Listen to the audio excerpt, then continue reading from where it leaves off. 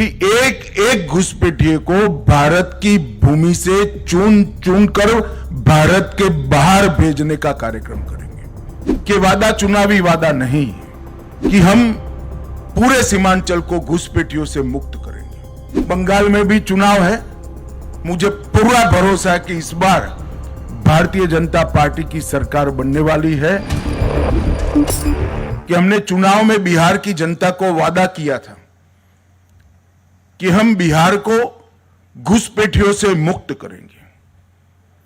घुसपैठियों से मुक्ति से मतलब सिर्फ मतदाता सूची से नाम हटाना नहीं, हम कृतनिश्चयी है कि एक एक घुसपैठिए को भारत की भूमि से चुन चुन कर भारत के बाहर भेजने का कार्यक्रम करेंगे। और भारतीय जनता पार्टी स्पष्ट कर देना चाहती है, मेरी सरकार भी स्पष्ट करना चाहती है कि वादा चुनावी वादा नहीं है। नरेंद्र मोदी सरकार का यह दृढ़ संकल्प है कि पूरे देश को हम घुसपैठियों से मुक्त करेंगे। और पूरे सीमांचल क्षेत्र में ये शुरुआत कुछ ही समय में होने जा रही है। मैं खुद चुनाव के वक्त 4 दिन सीमांचल में रहा था, हर जिले में गया हूं और ये वादा किया है जनता को कि हम पूरे सीमांचल को घुसपैठियों से मुक्त करेंगे। आमतौर पर नेताओं के वादे जनता को याद कराना पड़ता है, मगर आज मैं सीमांचल की जनता को मेरा वादा याद कराने आया हूं, क्योंकि मुझे सीमांचल की जनता का सहयोग चाहिए। घुसपैठिए सीट हमारे चुनाव को प्रभावित नहीं करते हैं। गरीबों के राशन में भी वो हिस्सा ले जाते हैं। हमारी रोजगारी में भी हमारे युवाओं की सारी संभावनाओं को क्षीण करते हैं। और इसके साथ साथ राष्ट्र की सुरक्षा के लिए भी एक घुसपैठिए बहुत बड़ा चैलेंज है।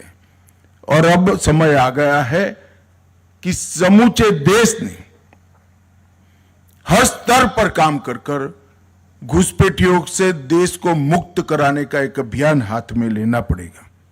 यह 3 दिन में भारत सरकार के संबंधित सारे मंत्रालय, बिहार सरकार के गृह मंत्रालय, district magistrate, district development officer, SP और कई सारे संगठनों की 3 दिन में डिटेल मीटिंग कर कर हम एक कार्य योजना बना रहे हैं।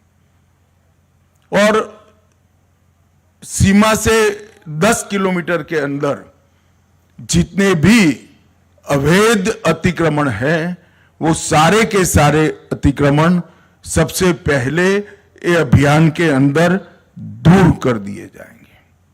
और घुसपैठिए को चिन्हित कर कर भारत के बाहर भेजने का कार्यक्रम भी हम यहां से शुरू करेंगे।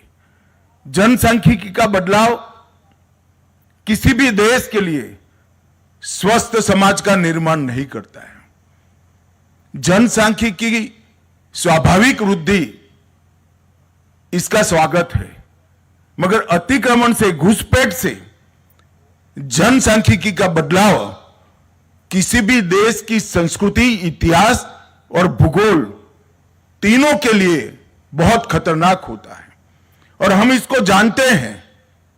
इसीलिए सरकार ने निर्णय किया है कि उच्च स्तर पर जनसांख्यिकी परिवर्तन की उच्च स्तरीय समिति का घोषणा किया जाएगा। और वो समिति न केवल सीमांत क्षेत्र, पूरे देश के जनसांख्यिकी के परिवर्तनों को बहुत डिटेल बारीकी से अभ्यास करेगी और भारत सरकार को इस जनसांख्यिकी परिवर्तन को कुदरती बनाने के उपाय सुझाएगी। और सबसे ज्यादा प्रभावित जो क्षेत्र है जनसांख्यिकी परिवर्तन से, बंगाल, बिहार और झारखंड का क्षेत्र है। बंगाल में भी चुनाव है। मुझे पूरा भरोसा है कि इस बार भारतीय जनता पार्टी की सरकार बनने वाली है। भारतीय जनता पार्टी की सरकार का पहला एजेंडा रहने वाला है कि सीमा पर बाढ़ का काम समाप्त करना और एक एक घुसपैठिए को चुन चुन कर देश के बाहर भेजना।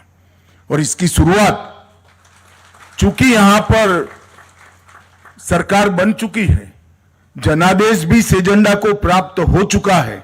हम तो इसी मुद्दे पर चुनाव लड़े थे, हमारी विपक्ष की पार्टियों ने ये मुद्दे का विरोध किया था, मगर मैं तो आभारी हूं बिहार की जनता का कि अभूतपूर्व जन समर्थन हमें मिला है। बिहार के कल्याण के एजेंडा के साथ साथ वो मैंडेट में घुसपैठियों को निकालना भी शामिल है। और मैं आज इस मंच से बिहार की जनता को और देश भर की जनता को ये भरोसा देकर जाता हूं कि हम दूसरी बार जनादेश के लिए आएंगे, उसके पहले एक एक घुसपैठियों को भारत के बाहर निकालने का काम समाप्त कर कर आएंगे।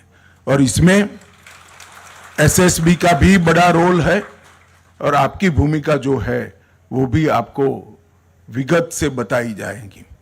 मैं फिर से एक बार आज के कार्यक्रम में उपस्थित सभी जवानों को अनंत अनंत शुभकामनाएं देना चाहता हूं, क्योंकि आपकी सुविधाओं में बहुत बड़ी बढ़ोतरी हो रही है और एक बार का काम नहीं है, ये निरंतर चलने वाला काम है। हमारा लक्ष्य है आपका सुविधापूर्ण जीवन।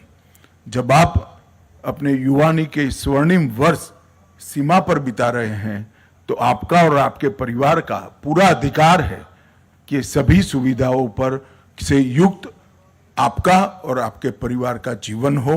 हम इसके लिए पूरा प्रयास करेंगे। फिर से एक बार मेरी अनंत अनंत शुभकामनाएं आपके साथ है।